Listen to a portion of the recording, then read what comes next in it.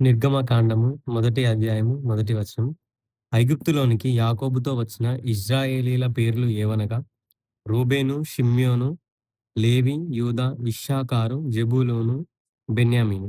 2 దాను, Naphtali, గాదు, ఆషేరు. 3 వీరిలో ప్రతివాడును తన తన కుటుంబముతో వచ్చెను. 4 యాకోబు గర్భమున పుట్టిన వారందరూ 70 మంది. 5 అప్పటికి యోసేపు ఐగుప్తులో ఉండెను.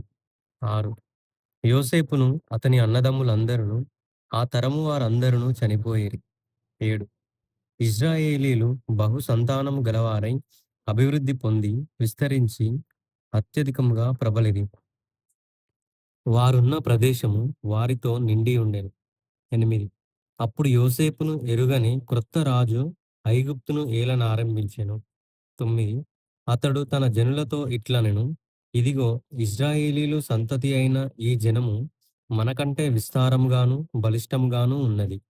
10 వారు విస్తరింపకుండునట్లు మనము వారి ఎడల యుక్తిగా జరిగించుదము రండి.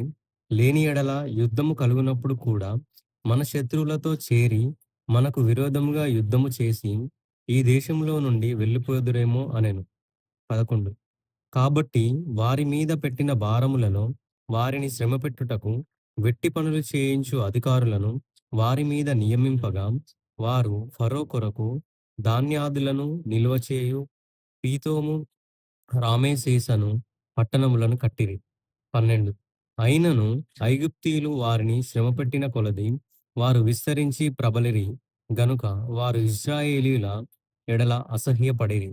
13 ఇశ్రాయేలీయుల చేత ఐగుప్తీయులు కఠినంగా సేవ చేయించుకొనిరి.